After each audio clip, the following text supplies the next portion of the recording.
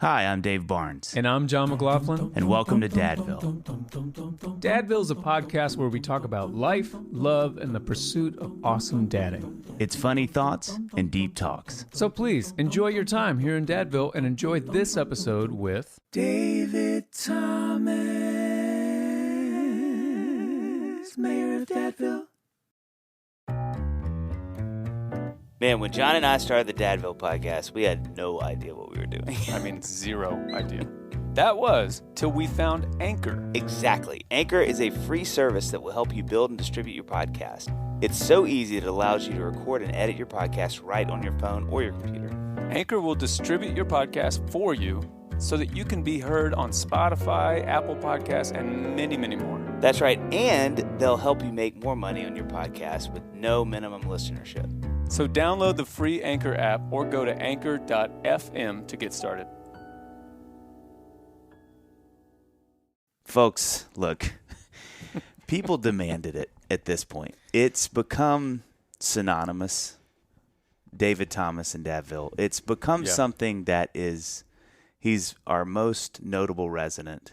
People spot him about in Dadville all the time, walking, doing his marathon, training his push-ups in the front yard. If you're old enough to have lived through Beatlemania, which I'm not, but I've seen photographs. Yes. It's Beatlemania-esque. Yes. When David is out and about in Dadville, people know him so well. Yeah. We are thrilled Welcome to have back. you back on. I'm thrilled to be here. I do have one question before we jump in. Yeah. Here we go. You know, if you return to SNL multiple times, Yes. as I understand it, you get a robe and a cigar, I think, at some point. Yes. Did you? Were you all going to do that at the beginning, or that comes at the end? At the end, okay. John was heading up that ministry. Because they sent a tracking thing. And Beacon. And I think it was it's on its way. It's like a Louisville? I think so. Yeah, headed on down. the north side, so it'll take some time. But we did. Now, our version, our more budget-conscious, friendly version of that is a bag of Methodical, our dear friends, our partners, it's like Dadville coffee. And it's that's like a caffeine robe for your bloodstream. Can that please be Methodical? As you guys are listening, can that please be your guys' tagline? Beautiful transition. It's like a velvet You are caffeine a robe. wizard with words. You are. Thank you. I cannot believe you two have gotten your own coffee since I was here know. last. Isn't that, well, what has listen, happened? I just like staring at the package. Yeah. You know? Oh, boy. Well, let's leave that in we context. can talk about that. Here we go. We got a lot to talk about. Oh, boy. I think I'm off the rails. I think I'm already off the rails. I gotta tame this whole thing. Oh, the temptation. How many times is this now? Is this your fourth More time, than fifth people, time? more than could be counted.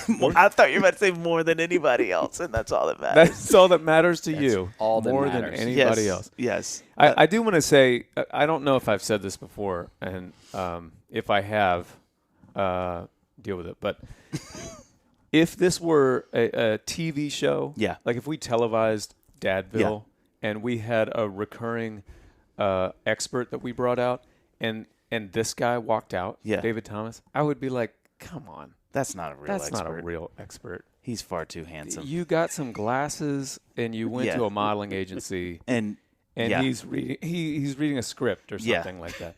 So I say that just to say that I'm glad that this is a podcast, because you'll be taken a little bit more seriously. I assume that that's a battle that you fight every day. On the hour sometimes. Yeah. On the hour. Okay, I mean, look, I should have just read this because Jason, our producer, did such a good job with this.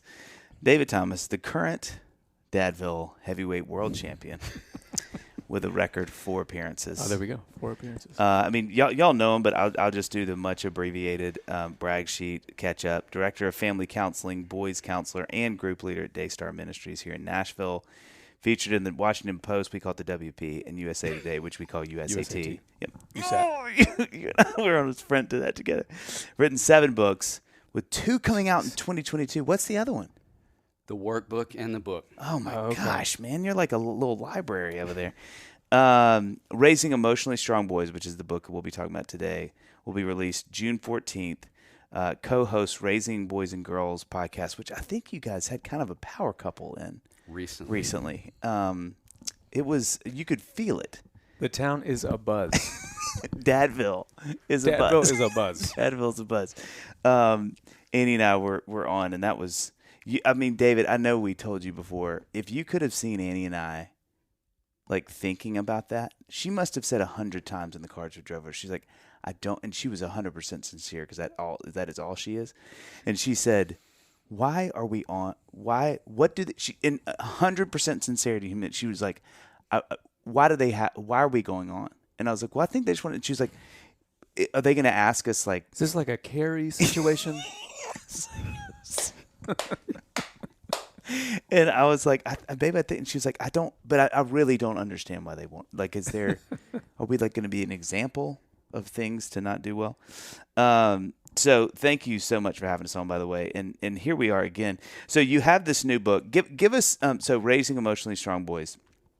All of these books, as anyone listening, are must reads. I mean, they're all insanely helpful. We just were able to go to y'all's, you did another thing at our church, which was just always, I mean, I feel like my thumbs hurt at the end of these things. And thankfully, you gave us the option to take pictures of the slides this time, so you weren't watching. Oh, because you're doing notes? Oh, my gosh. I thought it was like thumbs up from the back. Well, it's both. I try to, as I type. Tweeting from the event. As I type, I'm throwing little thumbs up. Oh, okay. It's kind of like that. But it's so great. So before we jump in, what was kind of the impetus for wanting to write this? It's been, I feel like a lot of times we actually had Dustin Nickerson on yesterday, a comedian, and we joked about how he had this idea for a book for a long time. But as you're thinking about things you want to talk about as a counselor, even 10 years ago, are you kind of thinking like, I can already tell you the kind of books at some point I'd love to have out as a counselor? Is this one of those, or is this something that, as you've progressed in your profession that you went, this is especially what I want to write about, Well, let me just back up one step and say the power couple we hosted, I want to go back to that comment. Okay, please do. We are about to release that episode. There's a lot of marketing publicity to do around that, obviously. Right. Here we go. I'm only going to Lawyers, back tease and that forth. episode by saying the opening was the two of them doing Islands in the Stream. That's how we began. Well, so you can only imagine where it goes from there. The fact that Annie wanted me to be Dolly meant a lot. Yeah. That was the first Finally. right move. Thank you. Finally. She gave it to you. Years I've been asking. So listeners, jump over to Raising Boys and Girls to catch that. Yep. Well, you're kind to ask about it. I think I would say 25 years into the work. Jeez Louise. Has it really been that long? I started when I was 6. You see enough. You were a prodigy. I was a child. Seeing kids older than I you. was a child, but seeing evidence over the years of doing that work of, some of the same things surfacing again and again and again, and wanting to think as intentionally as I could about, like, I opened the book with that Frederick Douglass quote of, it's easier to build strong children than to repair broken men. And to think in that space of what would it look like to offer more preventative on the front side with boys, thinking about how we as adult men lead some of the scariest statistics out there, and wanting to feel like I did everything I knew to do from what I've learned with, clocking in that many years of work with boys and men, to think about offering something that felt useful, that maybe would work me out of a job in some ways. Like, one of my great hopes as parents read this is this sense of, gosh, I feel like I've got a lot of practical things I could be doing with him that could build some emotional muscles to where maybe I'm not needed at some point along the journey. Yeah. So that was really the hope for me in writing it. That's amazing. And is that something, like, with Sissy, are you, even though she's specializing obviously in the female side of that, working with girls, are you kind of, are you taking stuff to her? Do you have people around you that are kind of helping shift? The thing that, this is probably what I'm really asking without asking, the thing that would scare me so much about doing something like this, obviously I don't have your expertise, is it's such a sensitive thing and you really want to get it right. Because John and I can make mistakes with things and it doesn't really matter as much. But when you're really an authority on something, and I think too, with how much we're learning, and you guys are at the front of this, I think, when the studies and the information we're learning, especially right now, especially with social media, especially with computers, it's changing so quickly. Like the stats are Yes. changing. You know, and you do such a good job of that in your talk the other night at church. Is just walking us through like, hey, even in the last, what did you say? Like, was it 6 or 8 years? You'd found that even now the stats are changing and sort of snowballing. Yes. So that's got to be an interesting when you're doing a book like this, knowing even as you put that out, you may find that like the stats already changed or. How much you having to think about those kind of things in what I feel like is a season for young people in general, so much of that with what's being introduced every day technologically or societally is changing. Like, is that how do you navigate that in writing a book like that? It's always changing. And, to your question, when we wrote Are My Kids on Track and did the research back in 2015, the statistic at that point was that 1 in 8 kids struggle with Yes, anxiety. this is what you talked about. Yes. And then by 2019, when Sissy released her book on girls and anxiety, it had jumped to 1 in 4. And then over the pandemic, it shifted to 1 in 3 adolescents, with the suspicion being that if we keep trending in this direction, like we'll be at 1 in 2 not long from now. Like every other kid could be struggling in that space, which, is back to I want to do everything possible on the front side to really help kids have a strong foundation emotionally to navigate what all three of us know is a hard world. Is that just, and maybe this is too simple to give an answer to, but like in general, is that just coming from like the overflow of anxiety of the parents? It's a lot of factors. I mean, there's no question. In fact, the stats there would be that if kids have at least one parent who struggle with anxiety, they're 7 times more likely. Wow. Okay. And for parents listening who have girls are twice as likely to struggle with anxiety. Jeez. But interestingly enough, more boys get taken in for help. Huh. And we could have a whole conversation about the why of that, because I yeah. wrote some about that. Yep.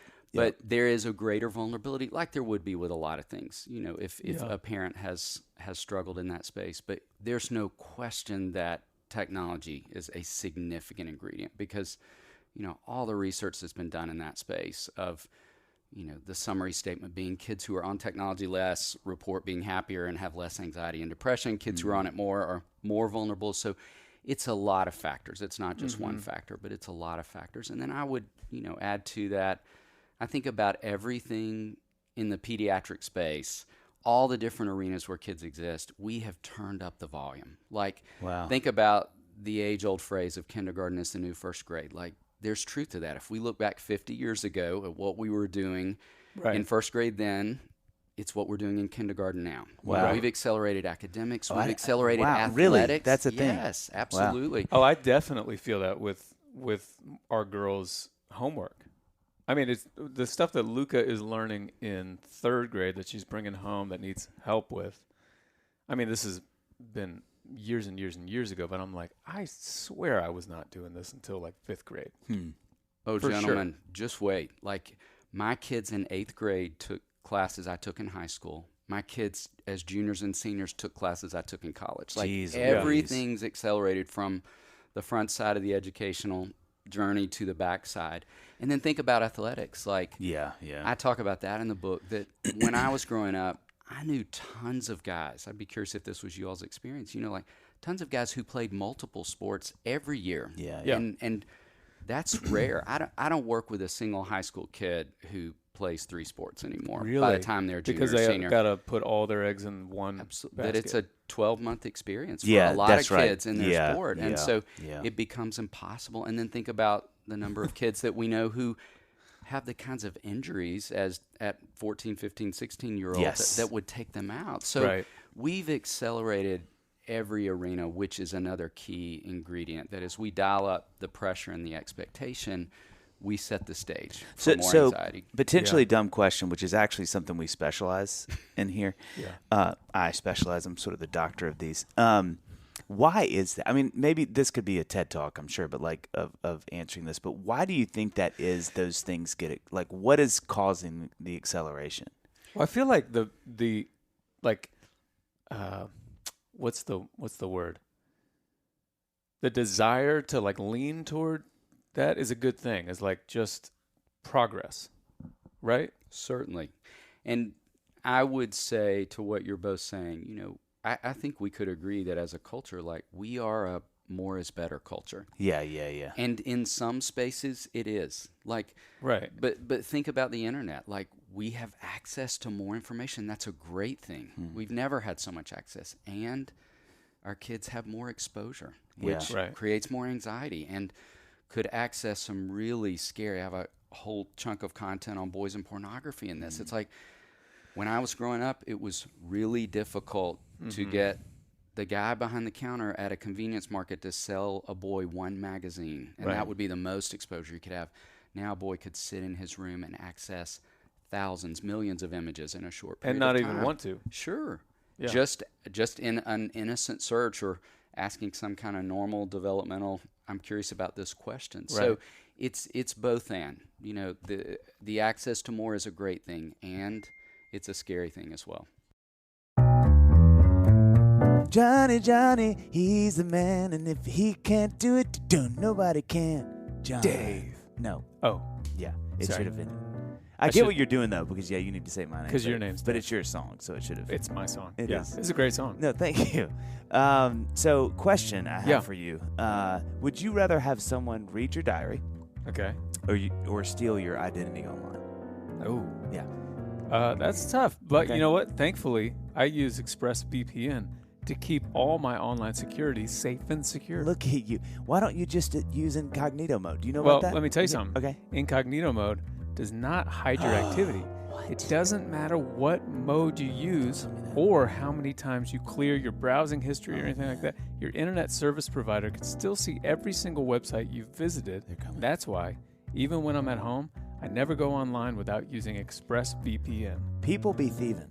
Do you know what I'm saying? thieving. They will steal from you, John. Yeah. Okay? And it doesn't matter who your internet service provider is. ISPs in the U.S. can legally sell your information to ad companies. No, sir. ExpressVPN is an app that reroutes your internet connection through their secure servers so your ISP can't see the sites you visit, John. You know, most of the time, I don't even realize I have ExpressVPN on. You say that all the It time. runs It's true. seamlessly in the Yep. background, and it's so easy to use. All you have to do is tap one button. How many buttons, John? Just one, Dave, Gosh. and you're protected. ExpressVPN is available on all your devices, phones, computers, and even your smart TV, so there's no excuse for you to not be using it. Protect your online activity today with the VPN rated #1 by Business Insider. Visit our exclusive link at expressvpn.com/Dadville, and you will get an extra 3 months free on your 1-year package. It couldn't be easier, everybody. Head to expressvpn.com/Dadville and protect yourself today.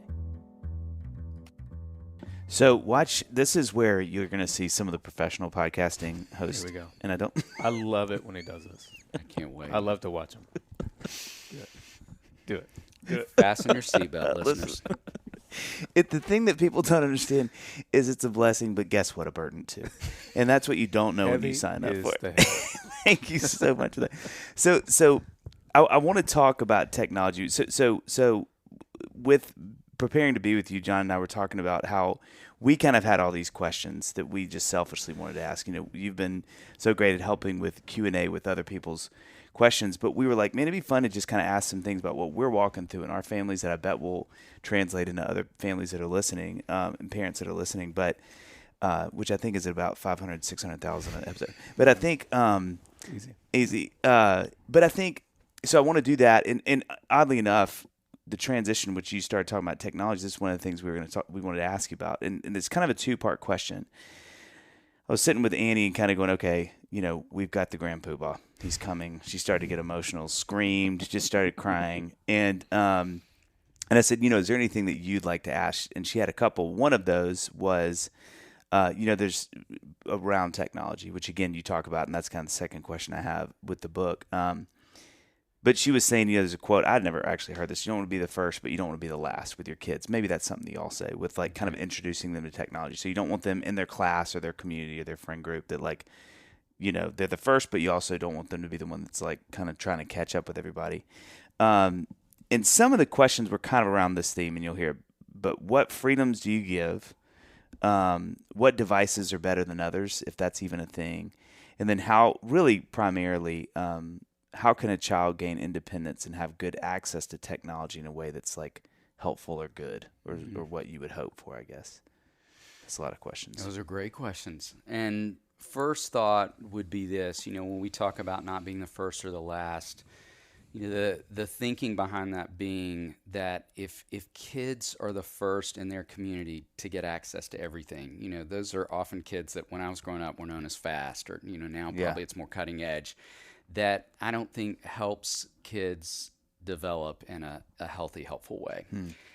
And on the other side of it, if I don't get access to anything until I'm dead last and everything, I think it creates a desire for those kids to want to figure out a workaround. So I think it sets the stage for something really scary. So we talk about next to last is a great place to fall. The disclaimer I would add to that would be this. I want any parent listening to know it is okay to choose a few categories where you just say, we're not going to do this form of technology. Like, this is kind of a place where I'm going to put a stake in the ground. I know there's some parents listening that are like, but what if I just don't feel safe at all? And you're saying I got to be next to last with this. So, like one example would be, I think when my boys were growing up and we were talking about different video games they wanted, like I just said, I'm open to talking about any game you're interested in with the exception of Grand Theft Auto. Yeah. That's one I'm going to say no to. It involves shooting policemen and raping women, and I'm not okay with that. I don't want it in the house. I don't want to support the company, all those things. So I want any parent listening to hear me say, like, it's okay to pick something and say, I'm going to put a stake in the ground. Right. We're going to say yes to these social media platforms. We're going to say no to this one. I would say, in addition to those thoughts, I think I want parents to think about technology a lot like driving, that we want to be preparing kids to be on the road. And if I say no to everything, and then I hand you car keys on your 18th birthday when you're heading to college, it's like, I don't feel safe about you being on the interstate. So I really do want to challenge parents to see it as training ground and to, treat it like that. Like, in this country, you get your permit when you're 15 and you have to spend a whole year in the car with your parents. So when you get your first social media account, parents have the password, parents checking text, all the things that we would want to be doing to offer more insight, hopefully moving toward less as kids show evidence of being responsible. But for kids who struggle, and they're just our kids who are going to fumble the ball more in those spaces, we're going to pull the rope back the same way we would take away car keys. If I find out you're drinking, I'm going to take the car keys away, and we'll go back to square one and build back. So I think if we work within that mindset, we're really thinking on training kids to use technology responsibly. And I think that analogy makes sense too, because, we all agree driving a car is a big, scary, important thing. I would argue technology, I think, is even bigger and scarier. Yeah. So would you say social media specifically goes just right along with technology at large? Because it now has just become such a part of life? Absolutely. And I do think for all the things that are concerning about it, one upside is, two. One is that there are some great things going on. Right. There really are. There's some great fundraising efforts that I have known adolescents to be a part of on social media where they're doing some amazing things in this world. So it is certainly a platform that can be used for good. Secondly, I would say, too, I think it's a great vehicle for helping kids develop critical thinking. Like, I think there's a lot of opportunity for conversation to talk with kids about, what are you seeing? Who are you following? What's their message in the world? Like, what do you think they're hoping to accomplish with their platform? What's good about that? What's not great about that? And so, it's certainly obviously a great context for talking about comparison. And what do you feel like when you get off? What do you feel like when you get off after having spent a lot of time on this person's account versus this person's account? And so I think great opportunity within the training for good conversation and critical. Do you have any guidance toward ages you're kind of looking at certain, is there, I'm sure every kid is wildly different.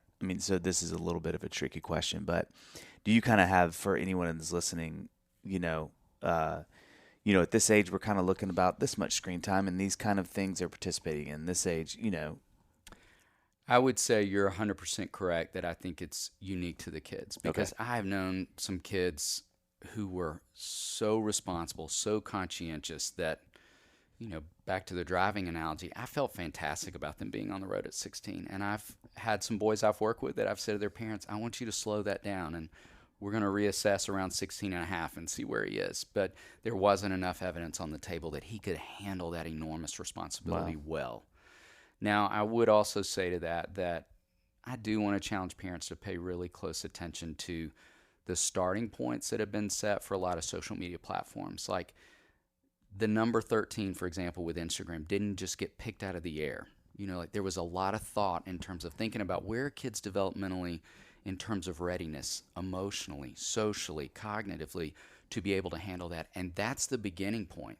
There are some kids out there that I would say that's too much for them. In fact, it's not going to be a popular position, but I would argue strongly that I don't know many kids in middle school that I think benefit from social media. Wow. Yeah. So even though 13 would be the starting point, that's roughly 7th grade for a lot of kids. Yeah. And that is as vulnerable a space developmentally as it comes. Amen. And so I know plenty of parents who push until high school to say that's going to be our starting point with that. Like you can have access to a device, but we're not going to move into that space until a little bit later. That's helpful. So I just don't know. I mean, I've intersected with a lot of families who've started that around 10, and I push hard against that because I just cannot in my mind think of a reason that a 10-year-old needs to be on social media and would benefit in any way from that experience. It's just so tricky because I with social media,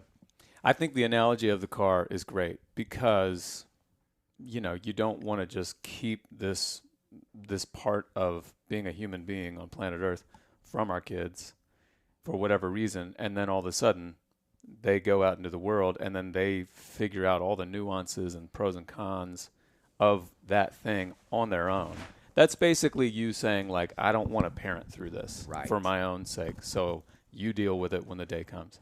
So I get that. With social media specifically, it's kind of this thing where it's like, do we look at it through the lens of this like non-existent ideal principled space, or do we look at it through like, well, the reality is this is the world we live in? Because if we're looking at it through the former, I'm like, I don't want them to have social media. Yes, there are good things, but I don't want to be on it. I don't want, like all those good things that come from social media are at best a replication of something that you can have a better, more pure experience of, like face to face, right? So they're not going to be deprived of anything if they never have a social media account. But if we look at it through the latter lens, it's like, yeah, but this is the world we live in. Also, they are going to have social repercussions if they are the kid who doesn't have. I mean, of course, I would hope that my daughters are just like, we don't want to do it, and and we don't care. Like, we see what it does, etc. They're secure enough to like, they just don't want. I hope that's like the movement that happens. You know what I mean? And they just don't want to be on social media.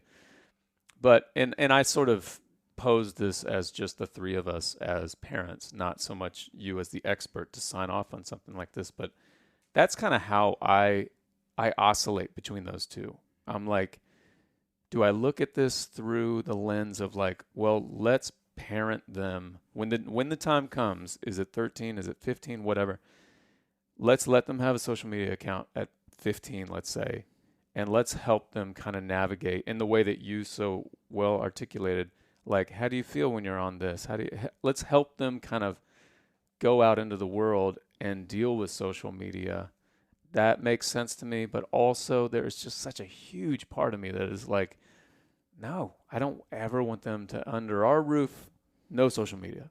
And I don't know if that's good or bad, Well, here's a thought, as you tabled that, John, talking about the social repercussions, and as we just had a conversation about girls being more vulnerable to anxiety, like that would be a great question I would want parents to wrestle with. Like here, all three of us sit here, we all three have daughters, which means we know our girls are more vulnerable to anxiety.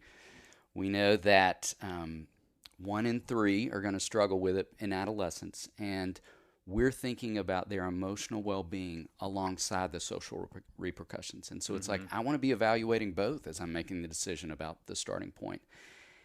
And I want to say something hopeful, too, as you were talking about how it could play out. Like, I had a conversation recently with one of my sons, and something came up, and I was like, have seen that on social media, and he was like, I turned it off for a while. Like it's not helping me right now. And was one of my proudest parent moments, to think that's kind of the end game of what we hope, that we've trained kids in that direction. Now, he just turned 20. So we had a long runway of having a lot of conversation to evaluate, when's it helping you, when's it not, what do you feel like, all those things we talked about a little bit earlier, that I think it's very possible we can get kids to that place, and they can have access and use it in different moments, know when to turn it on and turn it off, set screen time alerts, all of those things that would be something I want parents to believe absolutely can happen, that it's not just that I have to pretend like it's not there and not invite it or let it just take over my family. Well, I think something that is so powerful about that conversation I'm sure you've had with your kids and your son would be, has the ability to understand this has repercussions for good and bad. And I think that conversation, to me, gives me a lot of hope around social media with our kids they get introduced to, is going, hey, look, there are two things happening here. Because initially you're just going to be fascinated with it. It's really fun. You're going to be entertained by it. There's a voyeuristic thing that's really appealing. But there are really bad things with it. And as you handle this, all that I ask is that you're taking stock of, like, when you shut it off because you get mad, why'd you just get mad? And is it worth getting mad? Is it worth being on there if you're getting mad a lot? Is it worth being on there if you're getting anxious a lot? Is it worth being on there if you're starting to feel bad about your body all the time or whatever? And so I think for me, what's so powerful about what you're saying with your son is obviously he knew there are two things at play, to the point that he could go, I'm not really enjoying how I feel because this thing can do this to me and I don't want to feel like this anymore. Yes. And so I think that is that's really helpful to me to realize as we talk about this, to introduce it as something that does provide these different experiences that are very worth keeping, apprised of as you're doing it, and your kid, walking through that too. So that is wonderful. You are good at your job, my man. Okay, one of the things, another thing that I wanted to kind of ask you about, which again you talk about in the book, is just discipline. Do we do it? No. So there was a moment last night that sort of we had with one of ours, and they just were pretty defiant. And I think, the little bit of things that I know about this from having read about it is, that's a space you're really watching, is sort of like discipline around, like, they're just being a kid and you're kind of helping to put some guardrails and some things that help. But then there's this other piece where they are squaring up with you in the eyes, kind of like, I ain't going to do that, and you're very clearly communicating. And this happened with one of ours, and it was just a really frustrating moment. Like, I was getting angry, and it got tensions, and there was consequences that were not very, and then they're not really doing what I'm asking, so I'm doubling down.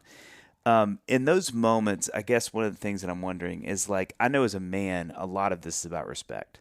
Like, I'm feeling disrespected and I'm doubling down because it's like, no, I will be respected in this house. It's a lot of that energy.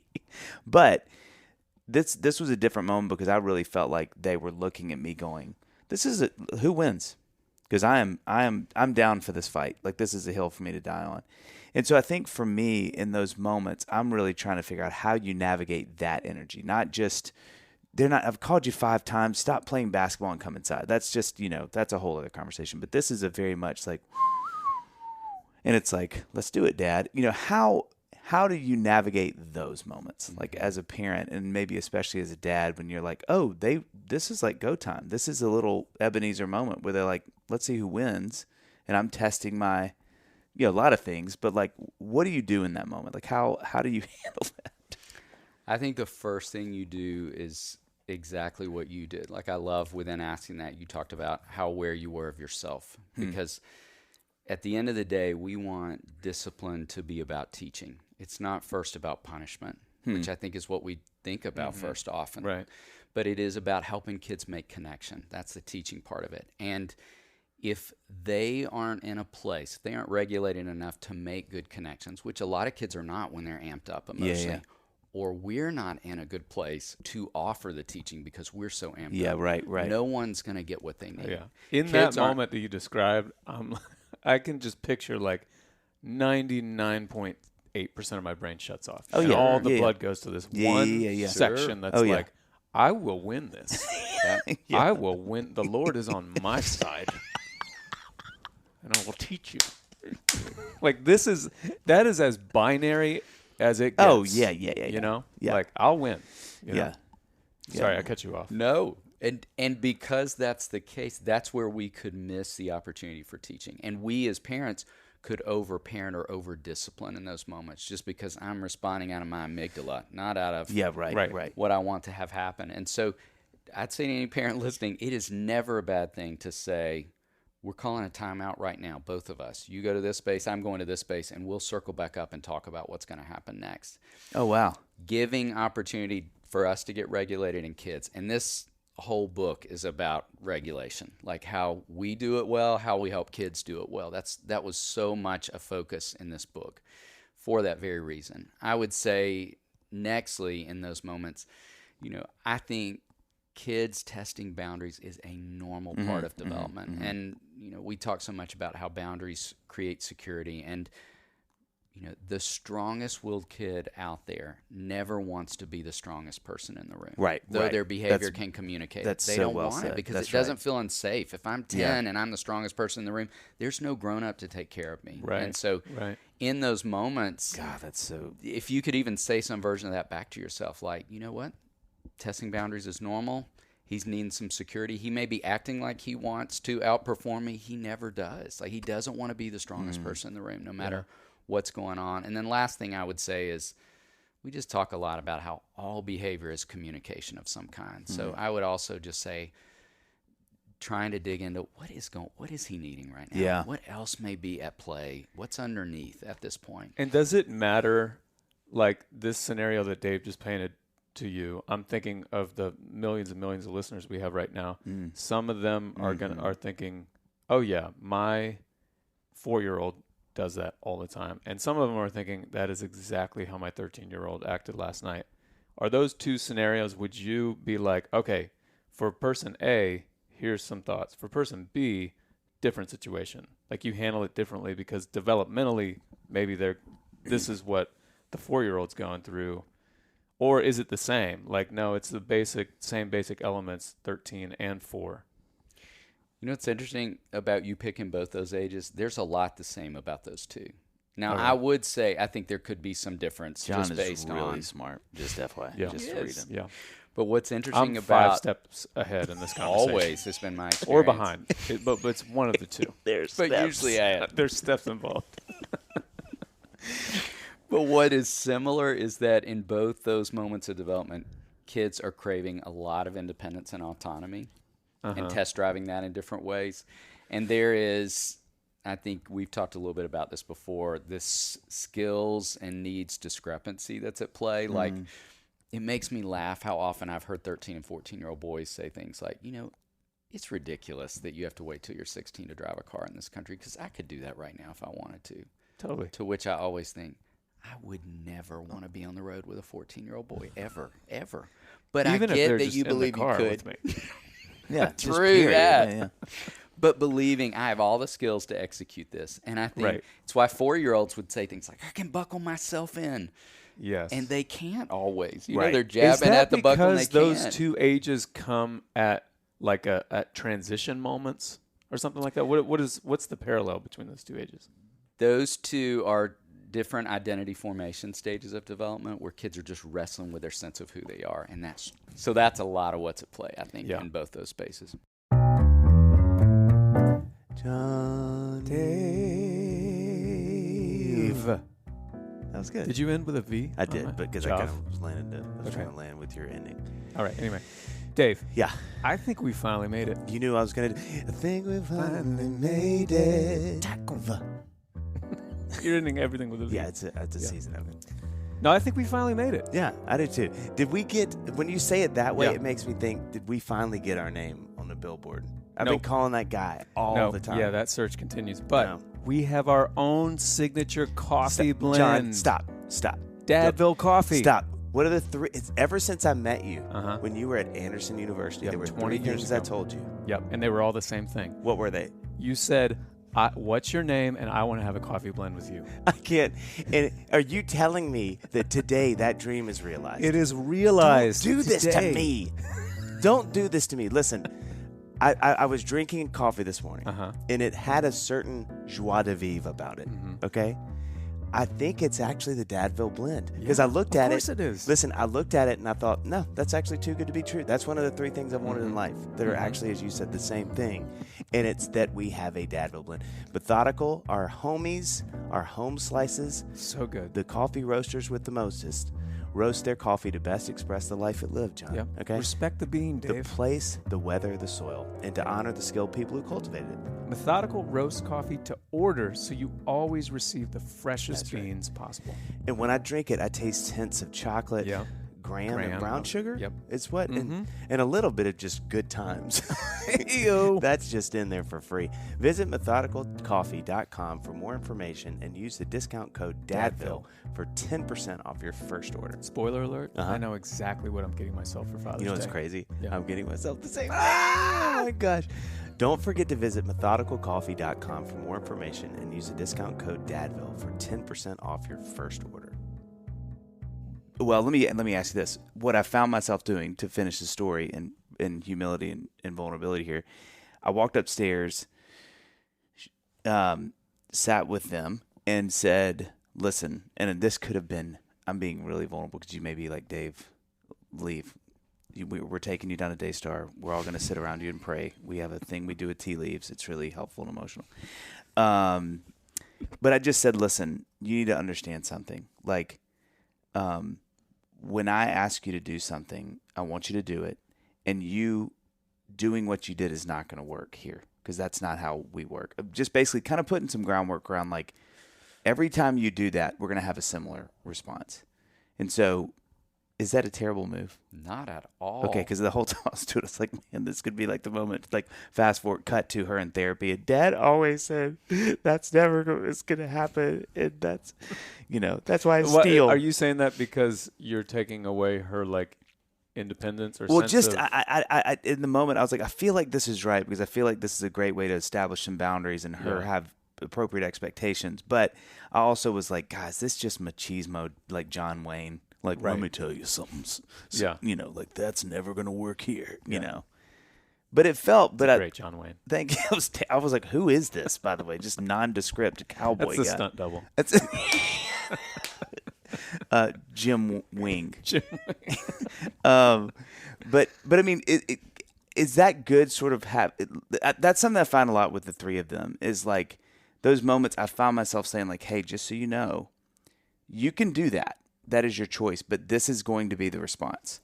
So you can keep pushing, but there's going to be consequences. And there's so much safety for kids in that. Okay. Phew. Well, it's the exact same thing that kids experience with structure. Like, even when kids moan and complain and act like we're running their life with chores, it's the very reason, back to, what 4-year-olds need, that in every preschool environment across the country, you walk in the room, you hang your backpack in the same place, you go sit in the same spot in circle time, you wash your hands at 9:55, you have a snack at 10, like, all that structure, all that sameness, all that ritual provides safety, and kids are craving that. So when we're the strongest person in the room, we're offering safety. Yeah. When there are responsibilities and chores, we're offering safety. When kids come up against boundaries, they experience safety. And when we discipline, when they push against those boundaries, there is safety. Yeah. Yeah.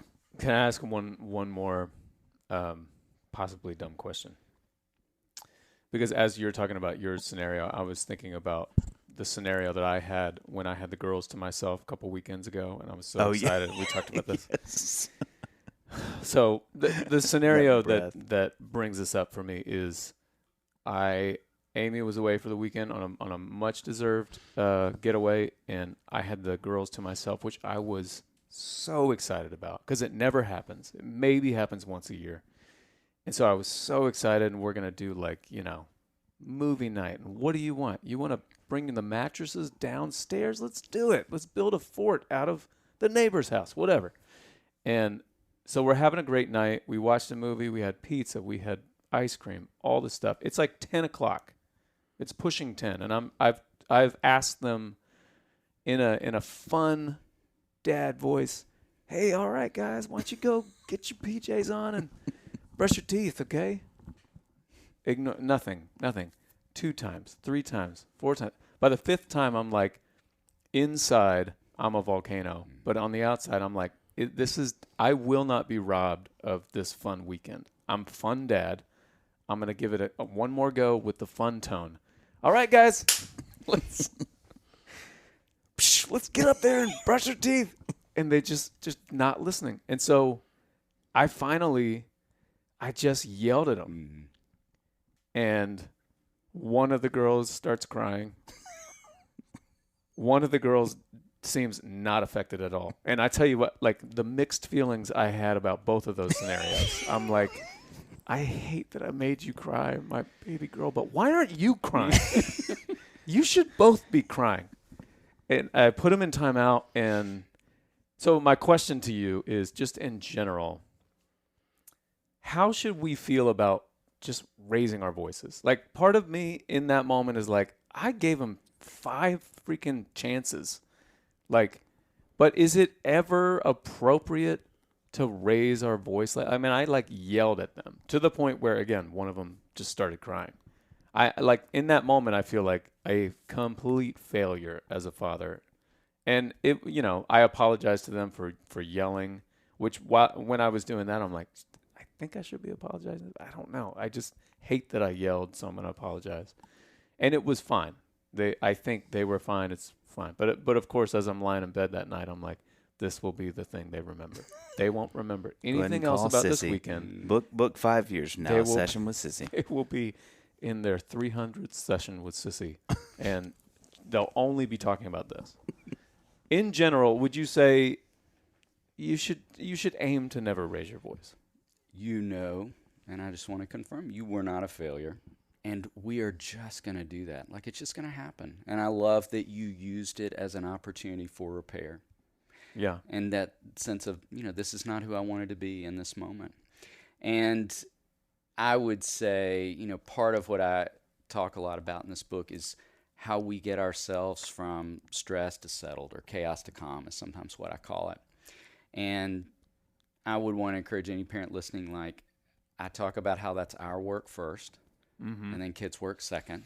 And I would say for any parent who feels stuck in a pattern of yelling, which we can easily get into, any pattern we can get stuck in, but there would be a lot of opportunity to develop skills and strategies for yourself so that we don't have to lay down at bed at night the way we all have as parents at some point. You just say, that is so not how I wanted that to go down. That's so not who I wanted to be in that moment.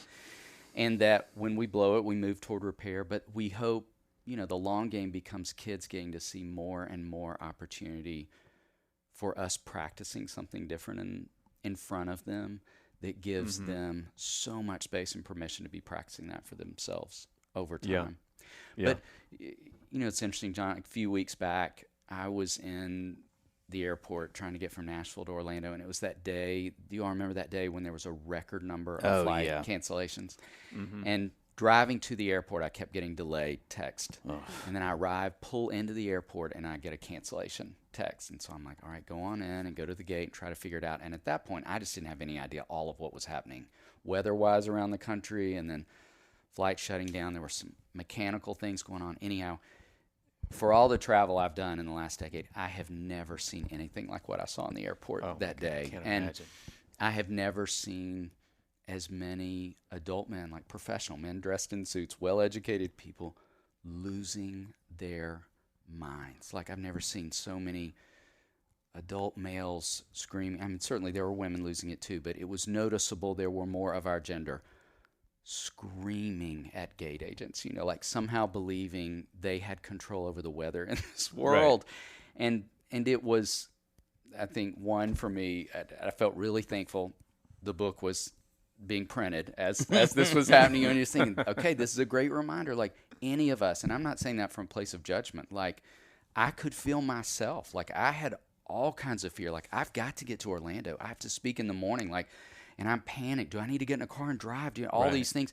And I could feel my body temperature changing. And, that's what I talk about in this book, like helping kids figure out what are the signs and signals your body is giving you in that moment.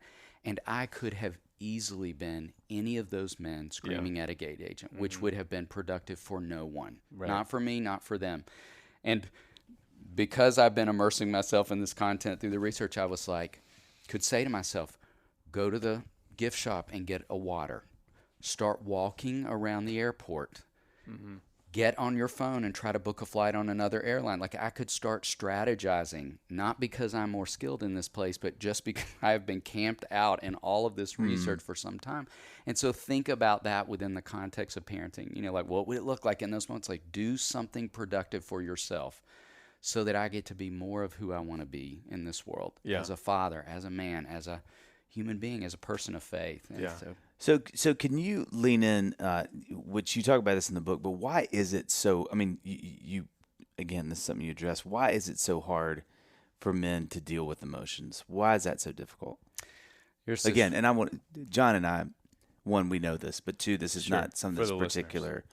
We don't struggle with, but we want to think other about men. People. We want to think about people we know. Thank Absolutely, you. Yes. We see it online.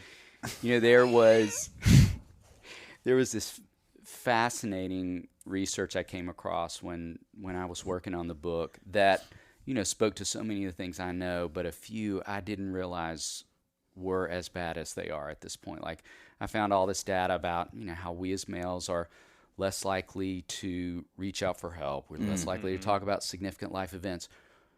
We're less likely to even go for well visits with our doctors. So it's fascinating research about how many women go every year. And think about that, you all. Yeah. That's in terms of our physical health, our mental health, our spiritual health, where women are just more likely to reach out and ask for help.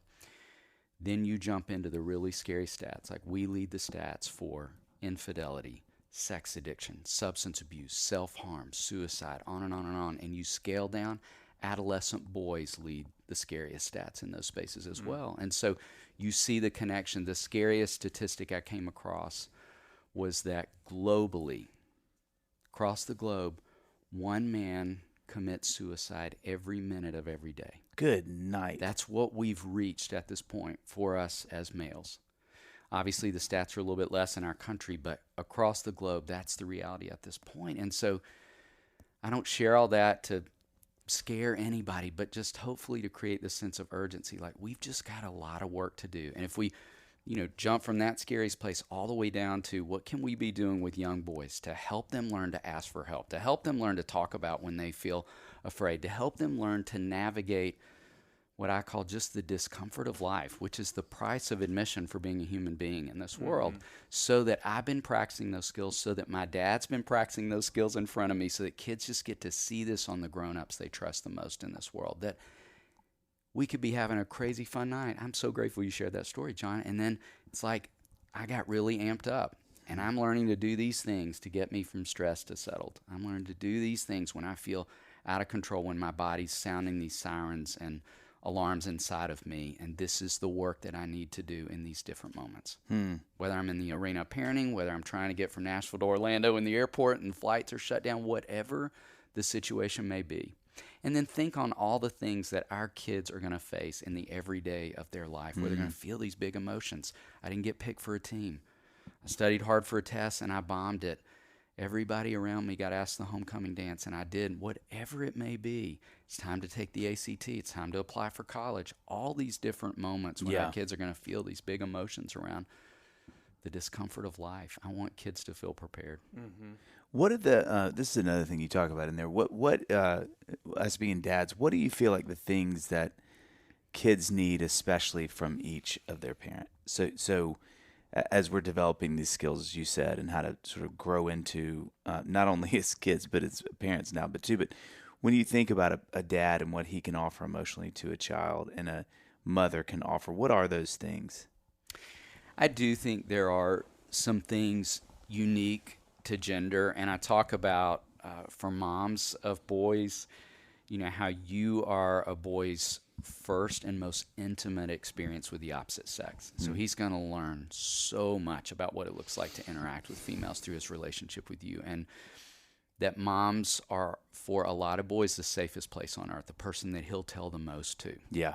And certainly there are exceptions to that rule. And just real quick, I'll tell you the thing that's interesting about being a dad in that space. Annie came down the other night and she was talking about one of our sons and how he just sits and like at night, and it's the sweetest thing 'cause I walk by the bedroom and she'll be laying, there with him, and he's just kind of divulging this information. And it's hard as a dad not to kind of feel like, well, hold on now. Like I want to. Like, Yes. tell me what's going on. And he tells me different things than her, but that's a hard thing. I mean, as a dad, course to it kind of is. feel like, well, how come, like, we're bros. He should, Yeah. like, read me in on this stuff. But it doesn't really happen like that a lot of times. It often doesn't, and I would challenge any dad listening to be, one, hearing me say that's really normal, but two, it's good for us to ask the question all throughout development, like, am I doing the work I need to do to be as safe as I can? Is there anything that would be standing in the way of him telling me more? Right. Which absolutely is And true. even takes us right back to that thing, like, am I modeling enough for him, like what it looks like to talk about all the things in life in a way that he feels like he could have those conversations safely with me? But the other thing I would say that, Dave, is, the second thing I talk about boys needing from moms, I talk first about moms being safe, and then I talk about moms letting go, and that there will be a bit of a passing of the baton in the race as he moves deeper into his adolescence and he starts separating out from all things feminine that's part of his masculine journey, when he is going to need you on a whole new level as a dad and having access. And then the third thing with moms I talk about is staying steady. And that, as boys feel safe, it's right back to the being safe. As they feel really safe with their moms, they can start to grant themselves permission to stop allowing her to just be a sounding board and become a verbal punching bag. It's like, I'm going to give her the worst of who I am. Like, if I've had a lousy day, I'm going to come home and just, spew all of that. And I want moms to be a sounding board, but not a verbal punching bag. And so when boys push hard against their moms, I want them to set really good, clear, firm boundaries. Like, I'm here for you, but I'm not here for you to disrespect me. Again, back to all the safety he experiences. So that's some of what I mean when I talk about the staying strong. That prepares him for all the rest of the relationships. Like, I don't want a boy growing into dating girls believing that's your role in my life. That's like, right. I'm going to go out and be amazing in the world, and I'm just going to spew all over you. Like, that's your job. Just kind of take all that and let me just unload. And then translating that to his wife someday. With dads, I talk a lot about how much I think boys, and I think you all would say this was likely your journey, it certainly was mine, that we're asking these questions all throughout our growing up. Like, do I measure up? Do I have what it takes? All those important questions that boys aren't even aware they're asking in different moments, and where I think we give unique validation and answers to those questions throughout their growing up. Because we as men know what it takes to be a man in this world. Now, the three of us have taught before. I think maybe we talked a little last time, and I just would remind folks again, there is a real tendency that can be there that I've seen in my 25 years of doing this work for moms to be particularly hard on their daughters because they understand what it means to be a woman in this world, and for dads to be extra hard on their sons. And then the opposite relationship, there's too much coddling. It's like, I'm too hard on my sons, I'm too easy on my daughter. My wife is too hard on my daughters, and she's too easy on my sons. So pay real close attention so that we give equal parts of strength and love to kids. Not one being good cop, one being bad cop, one being hard, one being easy. I feel like I only have daughters, but there are, man, when you said the thing about the well visits, how men are less likely to set up well visits with their doctor. It's so funny because I now, for the last maybe 3 years, have gone to get an annual physical. And I only have done that because Amy, after years of being like, you need to just go get a checkup, and me not doing it. And then finally she like, here's the name of the doctor. This is your doctor now. Just hit this link and set up a.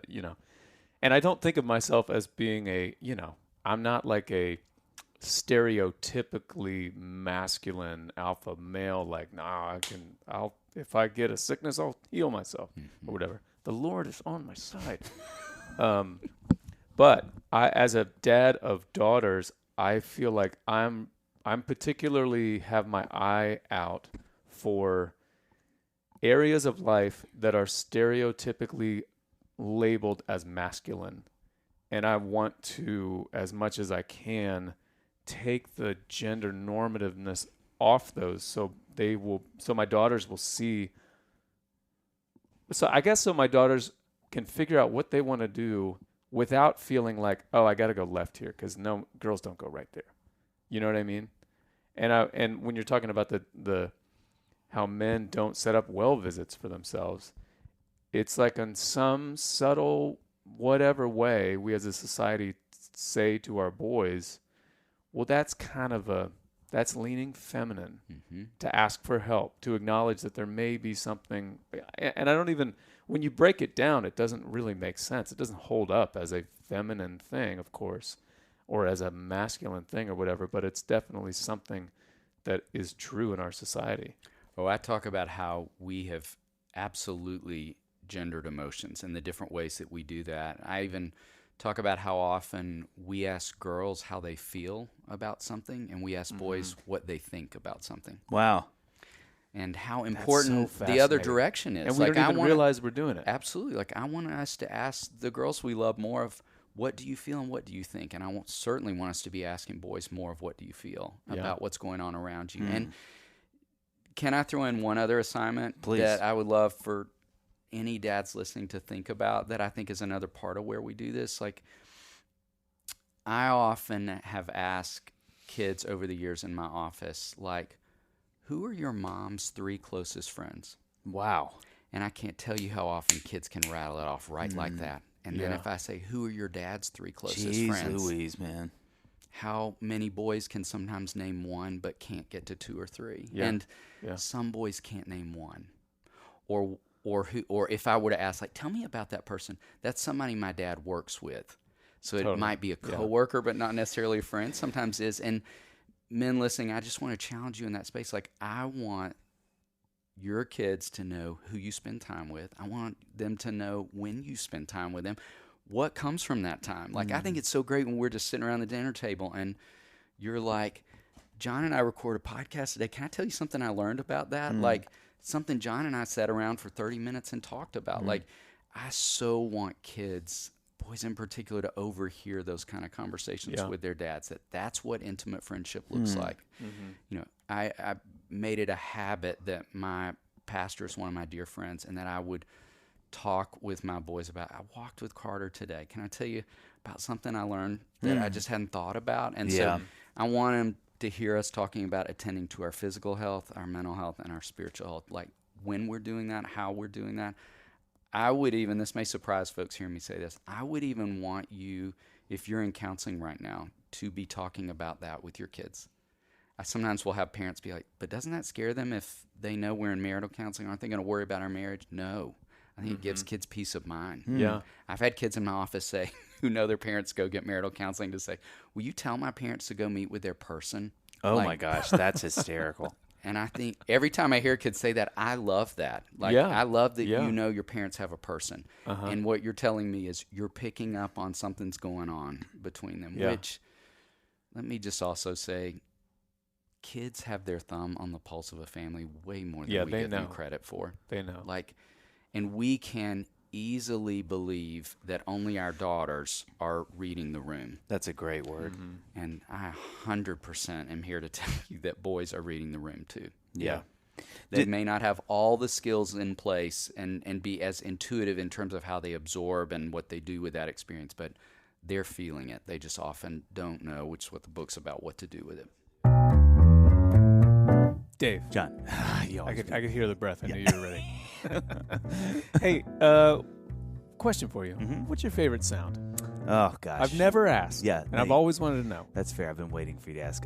My children's laughter is going to be in that list. 2, I think, second course of Lost, when you're really getting into kind of that sweet. Yeah, you can tell your voice is happening. You sound gorgeous there. Oh, that's nice. Whippoorwill in Winter. And probably 4th, when Bruce Hornsby sang to us on the podcast. Oh, that was my pretty gosh. amazing. How great was that? I've dreamed of that light. All right, well, how about this sound? I should have said that. That's it. That's my answer for sure. Yeah. Dave, I have used Shopify forever. And when I hear that sound, anytime someone buys something from my online store, What happens? It pops up. Yep. Bring, Yep. right? Yep. It's the sound of another sale on Shopify. Yep. And that's your All children in eating one. for another That's couple right. days. My kids can buy that meal. It's an all-in-one commerce platform to start, run, and grow your business. Let's see what kind of Johnny Mac merch I can get. Okay, here we go. Okay. A nice JM throwback tee. Oh, there does it this come is. in medium? Yes, it does. I love that. I love that. I love how Shopify has tools and resources that make it easy for any business to succeed from down the street to around the globe. You can reach customers online and across social networks with an ever-growing suite of channel integrations and apps, including Facebook, Instagram, TikTok, Pinterest, and more. Also, you can gain insight as you grow and detailed reporting of conversion rates. Yep. You know I love conversion Oh, man. rates. Don't say profit margins. Well, the thing that I love more than conversion rates, it's profit margins. And You're gonna beyond, say Dave, there's more than that. Yeah. So more than a store, Shopify grows with you. Yeah, that should be on a Hallmark card, John. That's Yeah, how it much should. it moves me and got me teary. Go to shopify.com/dadville, all lowercase, for a free 14-day trial and get full access to Shopify's entire suite of features. Grow your business with Shopify today. Go to shopify.com/dadville right now. And that was something I was gonna ask. What you're sort of saying is like kind of what it looks like to sort of have disagreements in front of your kids and letting that be okay, but how to do that in ways that feel, Annie and I had a conversation, a heated debate, and Ben was in the room, our oldest, and it was interesting doing it while he was sitting there because I was like, we kind of need to keep doing this because I think this is good for everybody. Yes. One, we had to temper what we said because he was sitting there. But I think two, I was actually really glad that he never looked awkward. Like he kind of just he'd look up and then he was kind of working on homework and he was never, because we've done that before when he was younger and he was like, Daddy, why are you making this face? And Mom, why are you saying it like this or whatever? And then at that moment I was kind of like, this sort of feels like a weird win that or maybe it's sad that he's like, this is what my parents do. But that he was there. But I mean, that's valuable things to do, right? Yes. I want kids to get to sit front row and see that. One, because it's normal relationship, which is what they're going to live in their own marriages.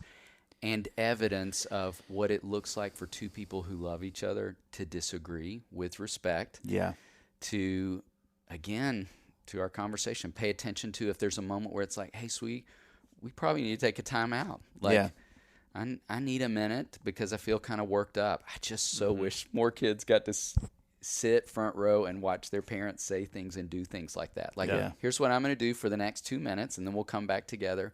Or, I apologize. I just raised my voice. Like, I was talking too loud to you. Like, was really little kids. Break down the mechanics of what's happening that we know they're reading in this moment. Yeah. I again, couldn't begin to tell you all the stories that I've heard kids report things that they've observed in their parents' marriages that were often only nonverbal things. Like, wow. I had a little boy years ago who was 6 years old say to me one time, like, sometimes my dad hurts my mom with his eyes. Wow. Jeez. It was this little guy's way of picking up on the conflict that was going on when nothing was being said. But could tell, like, he's communicating something to her. His face looks different in those moments, And so let's pay attention first to that. Let's do the work we need to do, but let's create some opportunity, to your great question, for great learning and great modeling in those moments. And so, and great repair, back to John, what you shared. Let them that we see get to the see full arc of it. Absolutely, because that's what prepares them to be in relationship now and certainly down the road. And let's be honest. I mean, if the kid who is seeing that subtle like body language that's happening, that to me says like, look, you might as well just do it here. You might as well just, like, even if you leave the room, they know that they know there's Amiss. tension. Yeah. And what message does that send? That like when you have disagreements, that's, I don't know, shameful. You need to go away. Yeah, that's yeah. And but also like Amy and I have made it a point in the last year or two or whatever that when we do have a disagreement, let's like try to have this disagreement together so that they can see us disagreeing and, like we said, like see the full arc of it then see us come to some kind of resolution and move on. But also, I feel like it just helps us be more productive. Yes. We're not going to be, I'm more likely to be, wait, how do I say this? I'm less likely to be my like idiot self. If it's just Amy and I'm just going to be less productive. But if the girls are there, it's like, when I say things, I'm going to keep it like this. Mm-hmm. Okay. I see that point. You made that many times, Amy. Let me say, and sometimes they're like, are you guys fighting? Like they're very interested. Like, is this a fight? Yes. And there have been some times that we're like, no, we're just talking. We're disagreeing. And sometimes we're like, yeah, we're fighting. And this is here's what a healthy fight looks like. Yeah. Yeah. That. And then I'll ask them like, so who won? Who do you feel like? Whose side do you choose? Yeah, guys. Do you see why Daddy is making a better point than Mommy? Do you see that? Okay, couple more questions. Thanks again for your time. Something that John and I both talked about, and Amy kind of had a thought about this. I know Annie and I talked about this too. This is of the last couple questions. This is kind of one of the things I wanted to round out this with because we both had interest in sort of figure this out. When you think about kids and kind of how we give them names and how we sort of attribute like, you're being brave. You're so brave. Like, son, you're brave. And you're doing Annie and I were kind of laughing because sometimes it's just not true. Like their native programming is not to be brave. It's to be more, but they have a great skill in this other thing. How do you as a parent, our version of asking this, and then John can kind of ask what he and Amy were talking about because they're sort of twin questions. I feel like Siamese twin questions, but our version of it was like, how do you have an eye on this seems to be their leaning, this child's leaning. And given them 10 opportunities, they're going to choose this pretty much 10 out of 10 times to do this in this scenario where you're trying to not be inauthentic with them, but give them bravery. And let's say most times they get fearful in that situation, you give them bravery. How do you navigate those without being inauthentic? And at some point, I mean, I'll never forget when I was doing this with Ben. This is one of my favorite parenting moments. And this is how Ben works, but our oldest, he had played this basketball game. It was terrible. They got shellacked. I mean, it was comical how bad they got beat. We get in the car, and I said, I'm really trying to figure out how to play this. And I was like, man, if David Thomas was here, he could tell me. And literally, I get in the car, and I'm like, Bud, like, how'd you feel with the game? And he was like, oh, I mean, it was like a stand-up routine. He's like, Dad, that was awful. And I was like, that's pretty bad. And he's like, we got beat. He's like, I don't want to play basketball anymore if that's how this is going to go. We were terrible. And I go, well, you had some great shots. And he said, Dad, please don't do that. Wow. And I was like, do what? He goes, we got beat. You saw it. That was a nightmare. He's like, can you just agree with me? That was terrible. And literally, I was like, yeah, that was awful. That was awful. He's like, thank you. I was so impressed with this. And he goes, thank you, because that was awful. And I don't really think there was much good to take from that. And I'd rather it just be called awful. And I remember being like, bro, if that's the only, yes, that was really bad. And he was like, and we just kind of rode. But I think it's hard for me. I think one, that thing of knowing how to do that in appropriate moments to go like, be brave and you can do this. And also going like, okay, let's be honest, this is not your skill set. Also, how do you, and maybe these are different questions, I don't mean for them to be, but how do you also, as we're parenting kids, not do the thing that I think is really easy, but also is kind of lazy to do? Well, that's my little guy. That's my girl who here, that's my little guy who loves to, because I've seen that firsthand, how that can get you in trouble because that kid grows into something that's not that, or they just go, well, that's what they call me, so that's what I'm going to be. Like, how do you navigate that space as we think about being parents and naming kids, attributing things to them, or I think honestly kind of being lazy and sometimes and going, well, when he was 7, he did that, and that's my little guy who does the parent, and they're going, that's not what I do. How do you do that? I know John has a question about it too, which you can get to, but like, what is that? How do we navigate that part of it?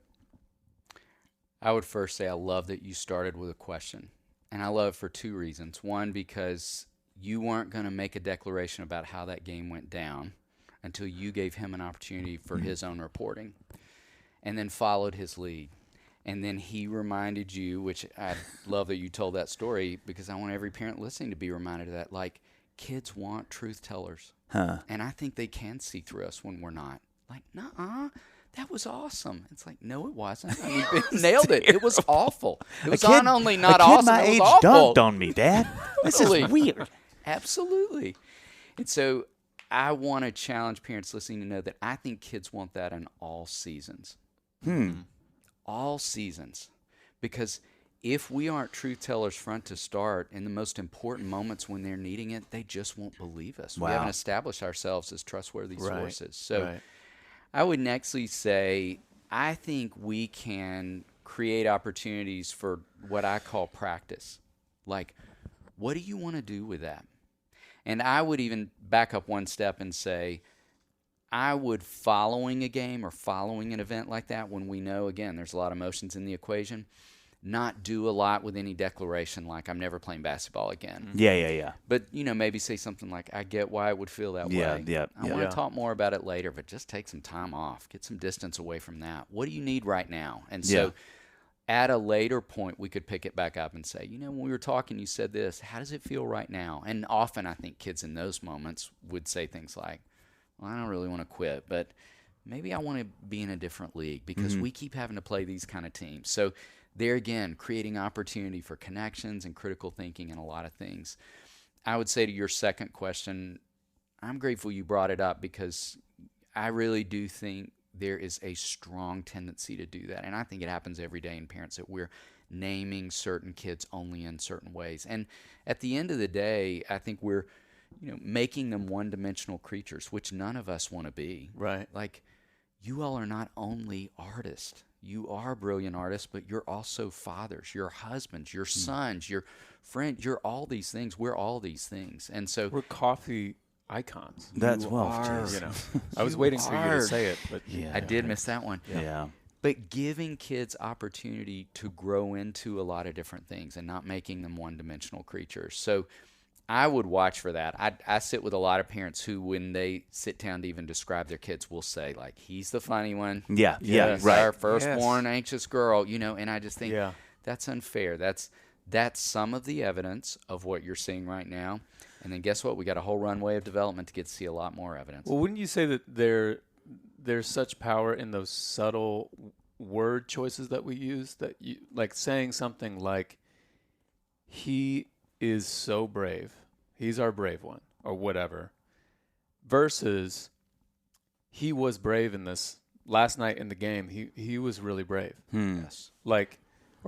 Somehow saying it in a way that separates them. Like, Luca is Luca, Livy is Livy, and sometimes Luca is really funny, or what, some, like, not identifying them as this, but in an instance, in this one situation, she did this thing. Yes. It's not that she is that thing, and that goes for good things as far as well as bad things. Like, it reminds me of I think it's Brené Brown who says, like, guilt and shame. Like, guilt is I did something terrible. Shame is I am terrible.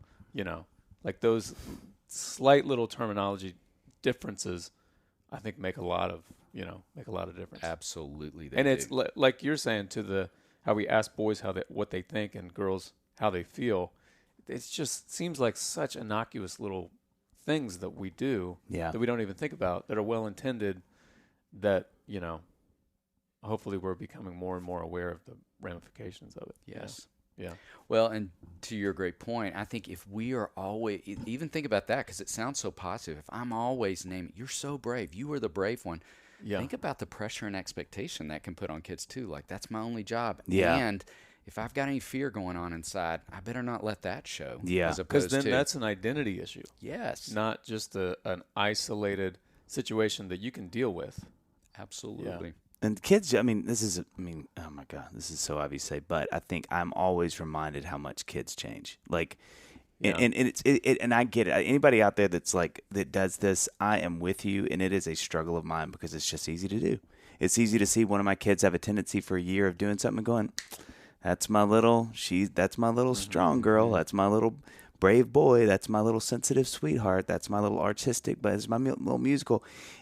I get it. Anybody out there that's like, oh, we do that, I do it.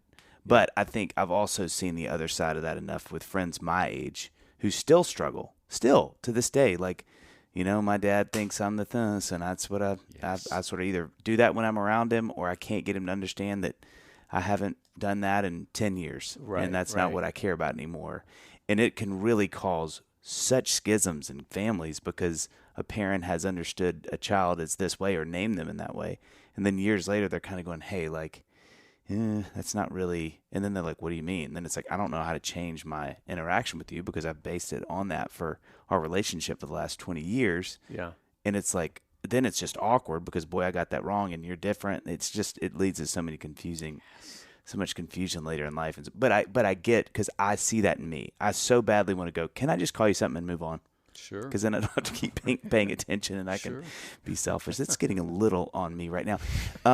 So one of the things that, thank you for your time, by the way. Yes. You're just a legend. Yes. You are the mayor of Dadville. One of the things that we wanted to kind of bring up lastly, because it is so present and it's real time, and John and I talked about this for a while before, was just this shooting that's happened and how, John came in just talking how much this has been so heavy, and he was, walking through how it was making him feel. And we were talking about that, and we just both thought, it would be a disservice to not have you here speak on this, as it's kind of in the zeitgeist right now, and sadly has been so much in the last years. But John, like, I'd honestly rather you ask that question. Like, how would you want to? Well, yeah, coming into it, I was just thinking I would want to ask you and close out by asking, what's some advice that you would give parents with kids on how to talk about this with their kids? Because, Luca and Livy now are 9 and 6, almost 7. There have been just mind-blowing amounts of school shootings in their little lifetimes. Yes. And it's at the point where they're going to hear about these things. I mean, they're doing these drills at school. Absolutely. Of course, any student who is in school in this country knows on some level what a school shooting is, because just like I did tornado drills in Indiana growing up, they're doing these lockdowns. Yes. And so I think it's good that we talk to them on some level about these school shootings and what they are, but I don't know, like, to what level how much do we say? I think we should say something because they know what's happening on some level. So what advice would you give us as parents? Guys, it's interesting. As I was driving here to be with you today, there's an elementary school at the end of my street, and I drove by and there were kids playing in front, and I got so teary just looking and thinking there were kids playing on a playground at that school that day. And just it's so hard to still digest that reality just happened again in our world, as you said, and that it has happened as often as it has. And I can still remember what I felt on the inside the first time I heard a kid in my office say, we did an active shooter drill today. Jeez. And what it felt like to just sit with that and to think about the exact thing, John, that you said. Like, I very much remember doing tornado drills growing up. I cannot believe that would be a drill that is required and needed in schools. I'm not saying as a criticism. I understand why it is. But to think, even to our conversation about anxiety on the front side, like, talk about an ingredient right there. Like, if that is a part of any child's process, which it is in this world right now, what a trigger that alone could be. That possibility exists in our world that didn't for the three of us when we were growing up. And so I think it is to acknowledge that that's there and to invite kids into conversation in the great way that you just mentioned, following their lead. That would be the first instruction I would really want to give parents. Like, avoid the tendency to say what I need to say and just listen for what they're needing, which is going to vary for every kid based on age, based on temperament, based on exposure. But I think you could even start with a question like, tell me what you've heard. Tell me what your friends are saying. Tell me what you overheard Mom and I talking about. If a kid had that conversation just this morning with a parent, like they walked in the room and they were talking, tell me what you overheard. So, okay, now we have the opportunity, or your school just talked about it. So I would follow their lead. I would do a lot of listening to what they feel. and knowing that kids digest and process in doses is what we call it, which is very different to how we do it as adults. We can go into hard, deep conversations and stay for a long time, and we need to work it all the way through. Kids do not. It's kind of the way they go underwater in a swimming pool. Like, think about it. If you've ever watched a kid, they go underwater and they fly up, and it's evident to everyone, I was out of breath and I need to breathe above water. There are a lot of kids who you'll be talking about something hard, and they'll say, "Can we be done now? And I need to go outside and kick the soccer ball." And I'd 100% let them, as opposed to, "No, you need to stay here. We've got to talk more." Right. And so acknowledge that we talk a lot about how kids have an internal barometer, and it goes off when they can't work with more information. And that's going to be different for every kid. There are some kids who their internal barometer goes off early, and for some kids it's later. So that's part of following their lead of how long we would talk and how much we would talk. And then I would say, lastly, we want to be really concrete and reminding kids in the ways that we can that they're safe. And back to even our conversation, we're trustworthy sources, meaning you can come to me and ask any question. You can come to me when you feel afraid, and we'll talk about what to do, all those things. But the tendency for us as adults, because we have abstract thinking, is to talk in more of the grays. Well, this could happen, but it probably won't because of this. You just talk about the concrete. Yeah. This has never happened in our city. I'm here with you. Your school does these drills for this reason. This is the email that they sent to me that told us these things. Just anchor them strongly to that. We don't need to deal in all of the abstracts. And that's not me saying pretend like those things don't exist. But if you're listening, developmentally can't. Absolutely, they can. If you have kids pre-12, in terms of their cognitive development, they're in concrete thinking. They can only work with black and white statements. They need a lot of concrete safety and truth to anchor to. So those would be some things that I would consider as parents are thinking about navigating more of these conversations. Yeah. That's helpful. Great. Yeah. Man, thank you a million times. And again, folks, Raising Emotionally Strong Boys is out, or depends on you. Yeah, it should be out by the time that this is out. And we are a million times. Every time you come on, it's just, I think one of the things that's funny about this podcast is people ask me, I had kind of hung with some friends that have a Bible study together, these younger guys, and they were kind of asking me about the podcast. And they said, what is one of your favorite things about it? And I said, I think it's just how having experts on like yourself, it's just as much for me as it is the listeners. I mean, it's like I almost forget we're recording. And I'm just like, God, this is great that I get all this wisdom so much in these, in these settings. So a lot of that is due to you and your wisdom, so we're really thankful for that. So thank you a million bajillion being times. In this space. I do want to end by saying that I heard you say the mayor of Dadville, and I got really attached to that name. And so now that it's time for the jacket, is it possible to send that back and have that put on the back? We'll give you I want it without it. We'll give you the little, the little gavel that says or maybe a key to the city. I love that. But I'd love for you to lead with that when I come back next. Yep. Okay. Absolutely. Sure, one request. Dadville.